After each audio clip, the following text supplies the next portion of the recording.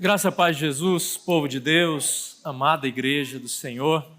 Quero conduzi-los hoje na nossa meditação bíblica no texto de Hebreus. Por gentileza, abra sua Bíblia na carta aos Hebreus, no capítulo 11, a partir do verso número 23.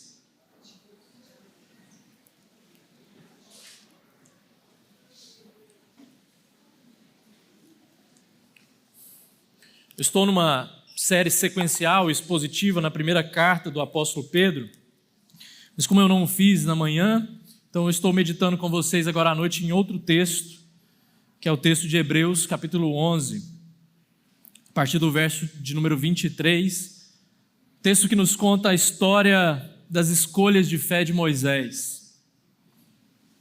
Diz assim a palavra de Deus, preste atenção. Pela fé, Moisés, depois de nascer, foi escondido por seus pais durante 3 meses, porque viram que era um menino bonito e não temeram o decreto do rei. Pela fé, Moisés, sendo homem feito, recusou ser chamado filho da filha de Faraó, preferindo ser maltratado junto com o povo de Deus, a usufruir prazeres transitórios do pecado. Ele entendeu que ser desprezado por causa de Cristo era uma riqueza maior do que os tesouros do Egito, porque contemplava a recompensa. Pela fé, Moisés abandonou o Egito, não ficando amedrontado com a ira do rei, pois permaneceu firme como quem vê aquele que é invisível. Pela fé, celebrou a Páscoa e o derramamento do sangue, para que o exterminador não tocasse nos primogênitos dos israelitas. Pela fé, os israelitas atravessaram o Mar Vermelho como por terra seca. Quando os egípcios tentaram fazer o mesmo, foram engolidos pelo mar. Só até aqui. Feche seus olhos mais uma vez. Senhor Deus Pai, nós te agradecemos pela tua palavra que nos transforma, que fala aos nossos corações. Nós pedimos que nessa noite não seja diferente do modo como o Senhor tem agido ao longo das eras, transformando corações humanos para a tua honra e a tua glória. Nós oramos em nome de Jesus. Amém. Meu filme favorito de toda a vida se chama Na Natureza Selvagem. Conhece? O filme, na verdade, é completamente baseado numa história real e conta a história do Chris McCandless e o seu desfortuno pessoal ao encarar sozinho o Alasca.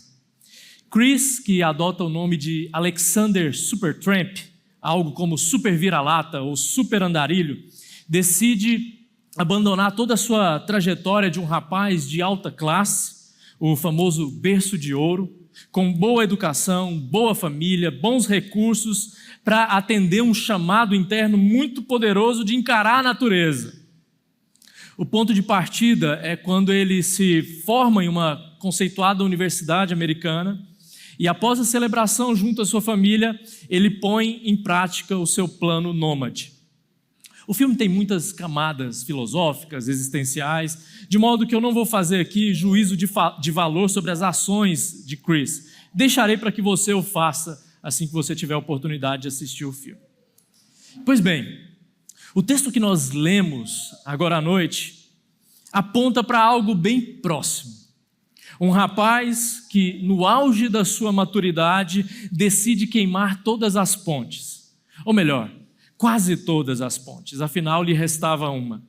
Pontes essas que dizem respeito à família mais bem posicionada socialmente no mundo antigo, a corte egípcia, o seu título de príncipe, os seus recursos, a sua alta educação, tudo isso para atender um chamado interno poderoso. Mas não qualquer chamado interno, tal como o de Chris McCandless e a saga do Alasca. Era um chamado do próprio Deus, que se internalizava em Moisés. Perigos e grandes desafios aguardavam as escolhas de fé deste homem, que viria a ser o libertador do povo de Deus no Egito. Estamos aqui no capítulo 11 do livro de Hebreus. Não sabemos quem é o autor dessa carta, mas sabemos que ele tinha uma compreensão muito fina, muito rica, teológica, a respeito da temática da fé. Este é o principal tema do livro, a fé. E como essa fé gera uma teologia da perseverança. Ou seja, Deus há de preservar os seus, custe o que custar. Deus há de preservar os seus. Mas é aí que muitas vezes nós nos enganamos com essa segurança tão grande que nós temos, uma promessa bíblica. Existe um papel ativo de cada um de nós nessa perseverança. Precisaremos fazer escolhas de fé o tempo todo. O tempo todo. E não à toa, o capítulo 11 aqui ilustra aquilo que nós chamamos de a galeria dos heróis da fé. Embora você já saiba, a essa altura do campeonato, que nós não temos verdadeiros heróis na Bíblia, senão um, o nosso Senhor Jesus Cristo.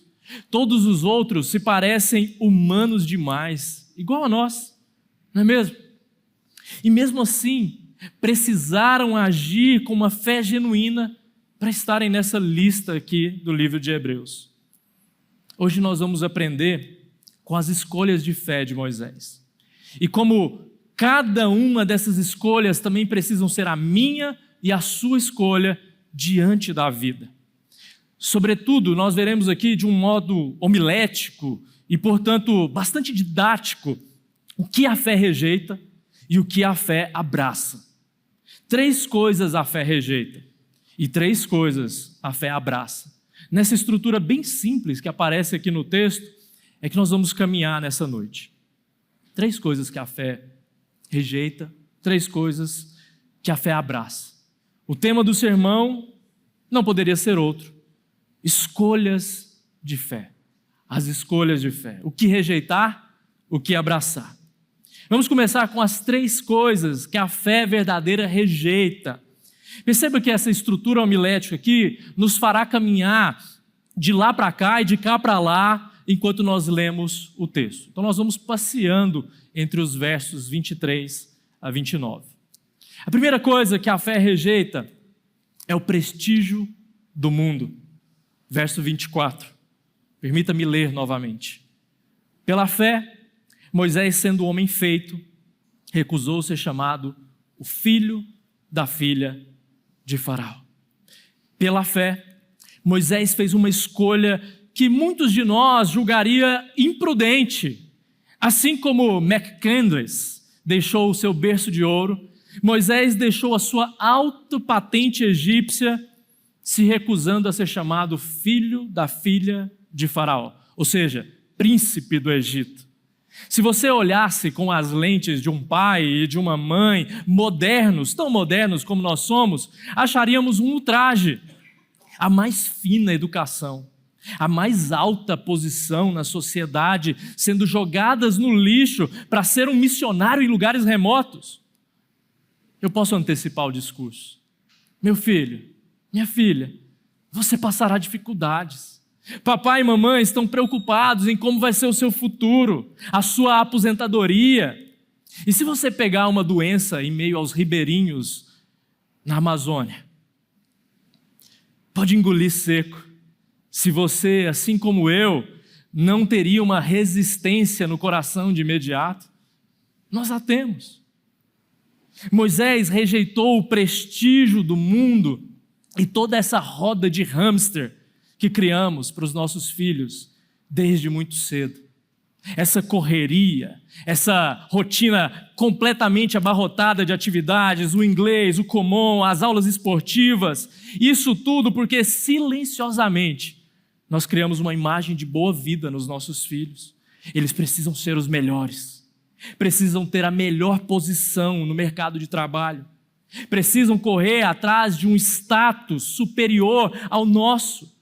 Dinheiro é a segurança que estamos buscando no fim das contas. Ou melhor, o prestígio do mundo. Assim também pode acontecer comigo e com você. A nossa correria irrefreada, a nossa vida inflexível, que é fruto de um desejo de prestígio, de reconhecimento, de patente. Você consegue dormir apenas se acreditar que tem os recursos necessários para enfrentar toda e qualquer situação por você mesmo. E a gente conduz a vida de um jeito que mais tarde nós nos perguntamos por que nossos filhos estão abandonando a fé. É claro, nós os criamos dentro desse sistema do mundo, os lançamos sem maturidade espiritual para a vida adulta e de repente estamos chorando juntos no gabinete pastoral, orando para que Deus se lembre da sua aliança, do pacto. Mas dificilmente, meus irmãos, nós assumimos que criamos e pensamos no sistema de privilégios e prestígios do mundo, mais do que a mesa, mais do que a conversa, mais do que o discipulado familiar, a pausa em meio à correria. Faça um exercício simples. Quantas atividades nós temos ou estamos versus o quanto é investido em discipulado dentro de casa? Faça essa matemática simples.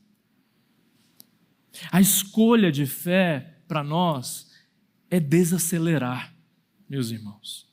É ver a vida com as lentes da eternidade e não da afobação do imediatismo. Do aqui e do agora, precisa ser hoje. É investir para ter os tesouros não na conta bancária, o que se provou inútil, não é? Recentemente, com o caso do Banco Master. Gente que investiu a sua vida ali, seu dinheiro em forma de dinheiro, e tomou uma baita rasteira. Mas é investir para ter os tesouros onde traça e ferrugem não destroem, diz o próprio Senhor Jesus lá em Mateus capítulo 6, no verso 19.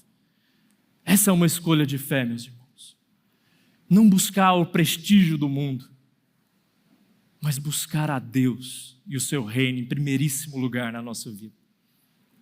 A segunda coisa que a fé rejeita são os prazeres do mundo. Versos 25 e 26. Preferindo ser maltratado junto com o povo de Deus a usufruir prazeres transitórios do pecado. Ele entendeu que ser desprezado por causa de Cristo era uma riqueza maior do que os tesouros do Egito, porque contemplava a recompensa. Pela fé, Moisés rejeitou os prazeres transitórios do pecado. O sistema do mundo nos promete um tipo muito específico de alegria e de redenção, o prazer à parte de Deus. E tudo que está à parte de Deus se configura como pecado. Essa é a régua de ouro para você saber se algo é pecaminoso ou não. Deus pode ser glorificado nisso? Não pode? Então é pecaminoso. É contrário à natureza de Deus? Então é pecado. E nessa promessa de alegria momentânea, entendemos como nós temos de fato um relacionamento verdadeiro com o Criador. É só olhando para uma falsa promessa que nós vemos a promessa verdadeira. Eu preciso de uma alegria melhor, maior, mais potente, uma alegria que só Ele pode me dar. Afinal, o prazer do pecado é transitório, é passageiro, é contingente. Ele se esgota e pede algo muito caro em troca: a nossa vida, sacrificada e ceifada no altar da rebelião. O salário do pecado é a morte, nos alerta o apóstolo Paulo, lá em Romanos, no capítulo 6. O pastor John Piper, ele tem um insight teológico brilhante quanto ao pecado. Ele diz que toda vez que nós optamos pelo prazer transitório do pecado, é como se estivéssemos fincando aquela lança romana em Cristo, naquela cruz. É a mensagem de que nós não nos importamos com o significado da sua morte. Toda vez que nós optamos pelo prazer transitório do pecado, é como se estivéssemos fincando uma lança em Jesus. A fé, ela rejeita os prazeres transitórios do pecado. Isso significa, meu irmão e minha irmã, que hoje é o dia da sua decisão. Não é amanhã, não é daqui a algum tempo, é hoje. Romper com as promessas ilusórias e transitórias, passageiras do pecado. Pastor, mas eu tenho vergonha do que eu tenho feito às escondidas. Vai com vergonha e tudo. Creia que há uma restauração prometida a todo aquele que se arrepende e confessa o seu pecado. Resista até o ponto de sangrar no combate ao pecado. É o que nos diz esse mesmo autor dos Hebreus, lá no capítulo 12, nos versos 4 a 6, que muitas vezes nós não obtemos vitória sobre o pecado porque nós não resistimos a sangue. Admita a sua limitação e a sua queda. Encontre em Cristo a sua vitória. Não é um slogan, meus irmãos, não é uma frase de efeito, é a verdade de quem caminha com Jesus. Se você quer caminhar com Jesus, se esse é o desejo do seu coração, a sua vida tem que ser uma vida de arrependimento diante dele. Existe uma lista de pecados e obras da carne. Você pode ver isso lá em Gálatas, capítulo 5, verso 19 a 21, em Romanos, capítulo 1, verso 29. 1 Coríntios, nós temos 2 listas. Gabarite a sua vida cristã, lutando contra cada um dos pecados nominados. Você precisa de ajuda? Nós precisamos. Procure-nos. Procure irmãos maduros na fé. Nós pastores, nós não estamos aqui para aumentar o juízo sobre você. Ao contrário, nós estamos aqui para ser o suporte na sua caminhada com Jesus. Resista ao pecado. Resista os prazeres ilusórios do pecado. A terceira coisa que a fé rejeita é a pressão do mundo. Verso de número 27. Pela fé, Moisés abandonou o Egito, não ficando amedrontado com a ira do rei, pois permaneceu firme, como quem vê aquele que é invisível. Pela fé, Moisés não ficou amedrontado com a ira do rei. Em outras palavras, a fé rejeita a panela de pressão do mundo. O mundo irá tentar te conformar a uma vida em que não te exclua das rodas, das conversas. O mundo irá te pressionar ao dizer que esse negócio de santidade que se leva a sério é coisa de gente bitolada, que a gente precisa ser mais aberto com os dogmas da igreja. E que, pastor, você sabe, né? A carne é fraca, então, assim, pega leve. Esse é o sistema de pressão do mundo, querendo te conformar ao mundo. O mundo irá te pressionar a ter a sua autoimagem balizada pelos padrões do mundo. Falava isso hoje mais cedo na aula de aconselhamento bíblico. Até a maneira como você lida com o seu corpo será alvo de uma imagem projetada pelo mundo. Não é mais saúde, é pura questão de estética. É a glória da imagem personalizada. E muitos de nós a buscamos nessa panela de pressão do mundo. O mundo irá te pressionar a ser mais flexível. Mais vale o seu emprego garantido do que não fazer parte de um esquema de corrupção na empresa. Essa é a proposta do mundo. Se o seu casamento não vai bem, o mundo irá te pressionar cada vez mais ao divórcio. Mais vale ser feliz e encontrar nos braços de outra pessoa algo que eu não estou disposto a lutar com todas as minhas forças para restaurar. Esse é o lema do mundo. Não podemos nos amedrontar com Deus deste século. 2 Coríntios, capítulo 4, verso 4. Assim como Moisés não se amedrontou com o rei, o faraó do seu tempo.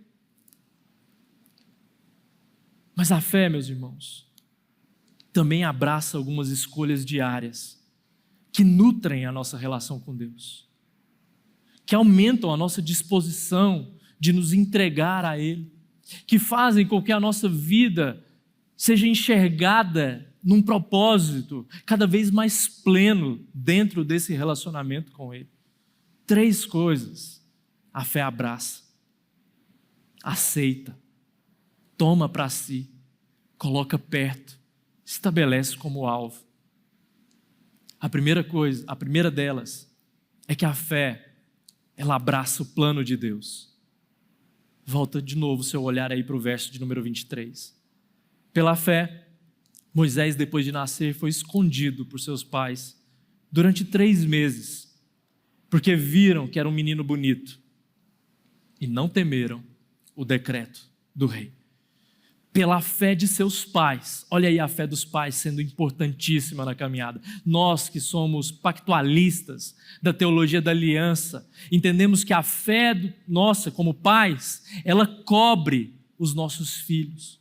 Assim nós cremos quando nós batizamos os nossos pequenos, que ali Deus está levando em consideração a nossa fé diante dele para abençoar os nossos filhos. Assim foi com Moisés. Os seus pais creram no plano de Deus. Então Moisés foi escondido. O texto mostra que os seus pais nutriam uma fé no plano de Deus para com o menino hebreu. Certamente eles não tinham dimensão de tudo aquilo que Deus faria a partir da vida de Moisés. Não tinha como eles saberem. Mas cada menino ali nascido entre o povo de Deus era uma expectativa alimentada, uma esperança de que Deus usaria algum deles, daqueles meninos, para libertar o seu povo. Os pais de Moisés creram nisso. Você crê em Jesus para abençoar os seus filhos? Essa é uma pergunta chave, fundamental. Ah, pastor, mas meus filhos estão longe da igreja. Uma hora dessa eu nem sei por onde caminha meu filho, minha filha. Existe algo poderoso aqui no texto. A fé no plano de Deus. De saber que a sua fé pode cobrir os seus filhos. E quando você o faz em oração, Deus leva em consideração. Então não desista de orar por eles. Não desista hora nenhuma. Se o seu filho, assim como a minha, é muito pequena ainda, estabeleça o compromisso diário de pregar o evangelho para esse coraçãozinho, sabendo que Deus é quem faz a obra. E descanse nisso.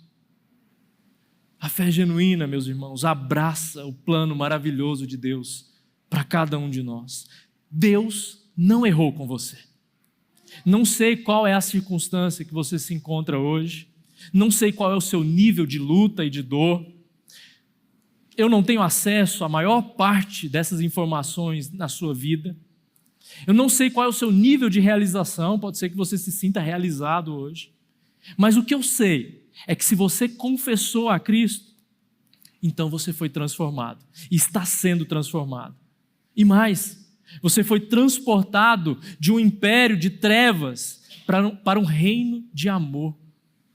E isso é maravilhoso demais, é o plano de Deus. Se você está solteiro, casado, viúvo, divorciado, ainda esperando as coisas se ajeitarem na sua vida, no fim não é isso que importa. O que importa é que Deus cuidou e cuida da sua história, desde o seu nascimento, passando pelo momento em que você foi alcançado pela graça, e você aí hoje, do jeito que você está, sentado nesse banco, nessa cadeira, Deus cuida de você. Deus te tirou de uma vida em que você estaria tendencioso a fazer os seus próprios planos e caminhos e te colocou dentro de uma história, de um conjunto muito maior que a história do povo dele, a história de homens e mulheres redimidos pelo sangue. Agora você não precisa ficar preso na sua história, hora nenhuma, porque você está dentro de uma história maior, de uma história maravilhosa, que diz respeito a um povo, que diz respeito a um relacionamento com Ele. É porque nós nutrimos uma confiança no plano de Deus, meus irmãos, que nós podemos dormir o sono dos justificados em Cristo. Que nós podemos, independente da circunstância e situação que nós nos encontramos, ter paz, ter alegria.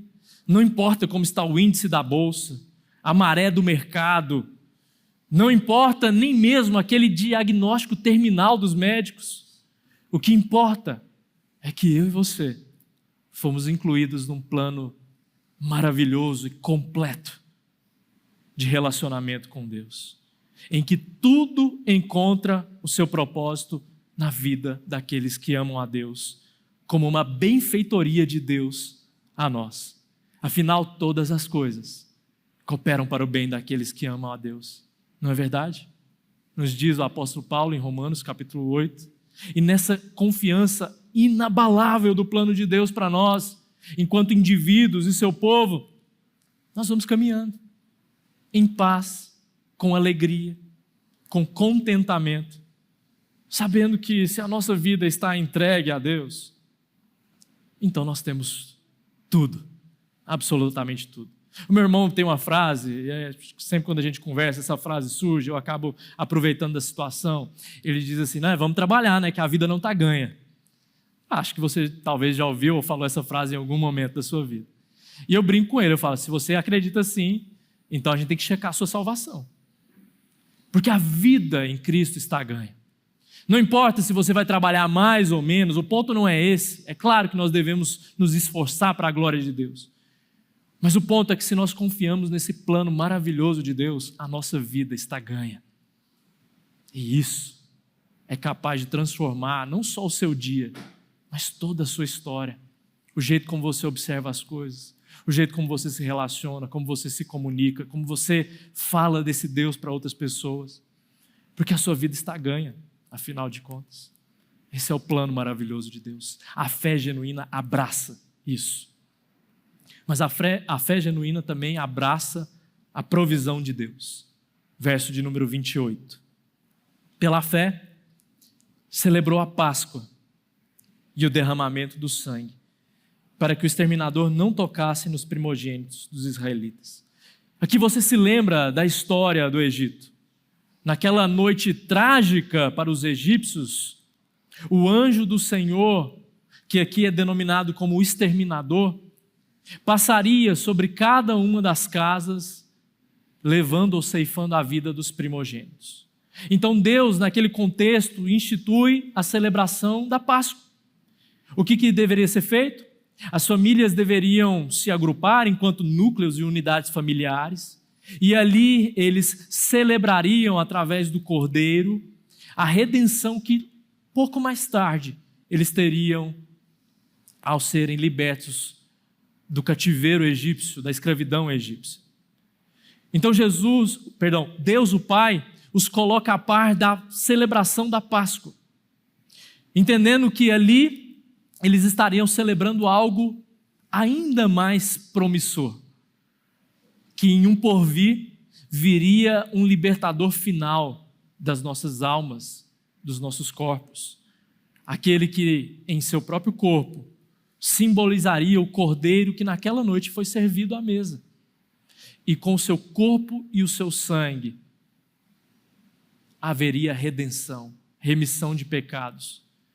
Nos diz o próprio Jesus que assim o fez em favor de muitos. O muitos aqui inclui eu e você.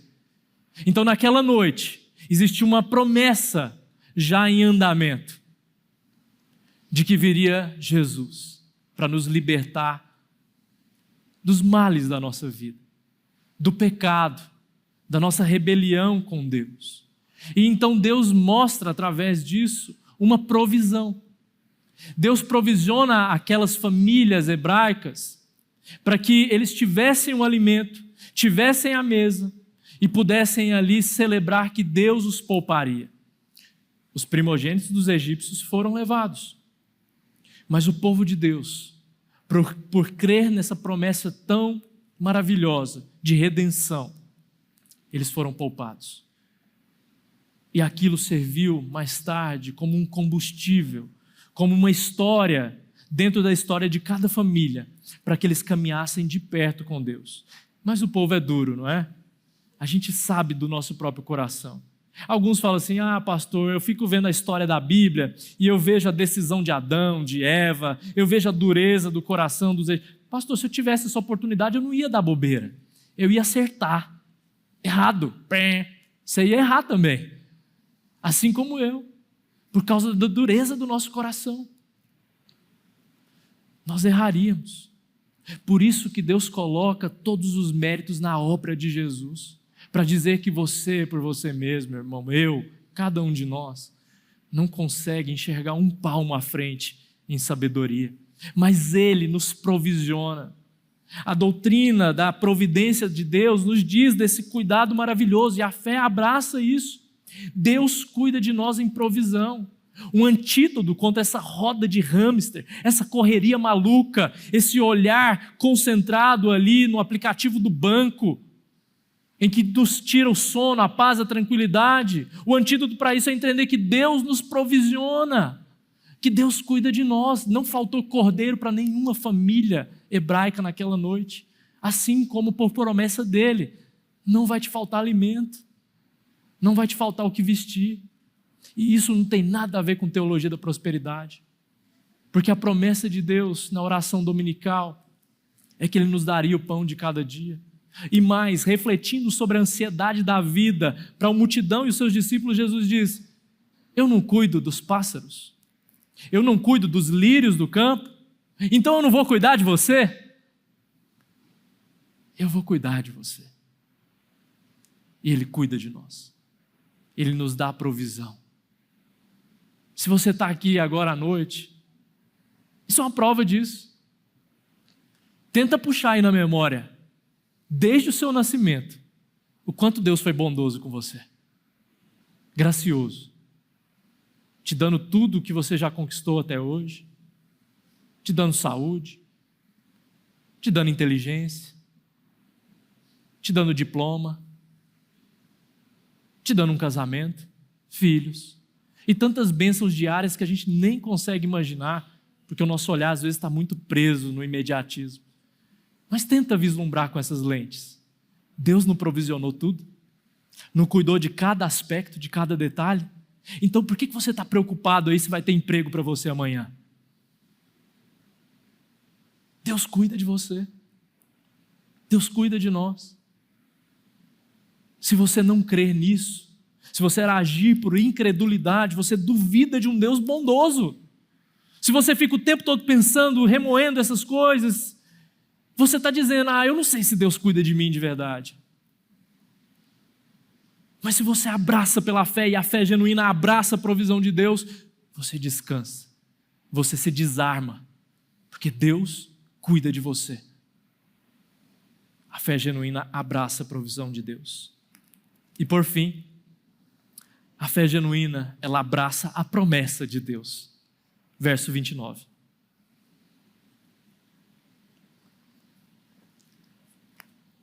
Pela fé, os israelitas atravessaram o Mar Vermelho, como por terra seca. Quando os egípcios tentaram fazer o mesmo, foram engolidos pelo mar. Por fim, o texto está nos mostrando aqui, não somente nesse versículo, mas se você voltar o seu olhar para o versículo 26 também, 27, tudo está envolvendo a promessa de Deus. Para nos dizer que a fé, ela abraça a promessa de Deus. Existe uma promessa muito clara que está sendo dita aqui no verso 29, é que Deus os libertaria. E assim Ele o fez. Afinal, o seu povo, os israelitas, atravessaram o Mar Vermelho como que por terra seca, ou seja, eles atravessaram a porção seca via promessa de Deus. Já os egípcios, quando tentaram fazer o mesmo, eles foram engolidos pelo mar. O mar, ele aparece nas Escrituras com uma linguagem teológica muito precisa. E a gente estuda isso quando a gente estuda teologia bíblica num contexto maior. E a gente sabe que toda vez que a palavrinha mar aparece nas Escrituras, não é só o mar enquanto a sua expressão física, real. O mar tem a ver com uma teologia do caos. Ou seja, o mar é o agente do caos no Antigo Testamento e em porções do Novo Testamento. A gente aprende isso. Toda vez que essa figura é evocada, é para dizer ou rememorar, lembrar o povo de Deus que outros povos acreditavam no mar como um Deus, como alguém que ia trazer oposição a Deus e que, portanto, deveria ser temido. Mas todas as vezes que é usado nas Escrituras é para dizer que Deus domina esse mar. E assim Ele o faz quando os egípcios tentam atravessar esse mar, mas são engolidos por Ele, para dizer: eu tenho domínio sobre toda a situação. Creia, eu sou soberano. Você não precisa temer. E aí, nesse contexto, é que nós temos a fé que abraça a promessa de Deus, porque eles creram que seriam libertos. E existe uma promessa para nós, muito potente, que muito pode abençoar a sua caminhada com Jesus, que é a promessa de união permanente com Ele para todo sempre. Você já está unido a Jesus. Nós chamamos isso de a união mística com Cristo, porque nós não sabemos explicá-la em toda a sua profundidade. Só sabemos que nós, juntos como seu povo, estamos enxertados na videira verdadeira e estamos unidos a Cristo. E que o Espírito Santo é essa liga, é o agente que nos coloca a par dessa verdade, de que nós estamos unidos a Cristo. E há uma promessa poderosa nas Escrituras, que nós estaremos reunidos na sua presença física, não só espiritual, como essa que nós celebramos no sacramento da ceia, mas nós estaremos unidos a Cristo por toda a eternidade. Essa é uma promessa que você precisa ter bem de perto no seu coração. Uma santa expectativa de que no final de toda a história, nós estaremos com Ele, não seremos mais separados da sua mão poderosa, estaremos contemplando face a face, estaremos experimentando das delícias de uma eternidade que se chama nova criação, em que tudo será feito novo, renovado, em que não há mais tristeza, não há mais rancor, não há mais inveja, não há mais pecado, toda lágrima dos olhos será enxugada. Essa promessa é tão poderosa que, se você viver à base dela, eu tenho certeza de uma coisa: o seu relacionamento com Deus vai prosperar. Você vai caminhar mais perto de Jesus. Seu coração se tornará prontamente alegre nessa jornada com Ele. Você vai enfrentar os percalços, as dificuldades, os dias maus da vida com uma tranquilidade que o mundo não tem. Porque a promessa, ela é muito poderosa. Estaremos com Jesus. Ele é o nosso libertador, assim como foi o libertador do povo de Deus no Egito. Ele nos libertou de uma vida cativa a nós mesmos. E a sua promessa nos completa. Você vive com base na promessa de Deus, dessa união maravilhosa, que começa aqui, nós já experimentamos, mas ainda nós não temos a plenitude dela, porque ela há de ocorrer, quando Cristo vier nos buscar. Você vive com base nessa promessa?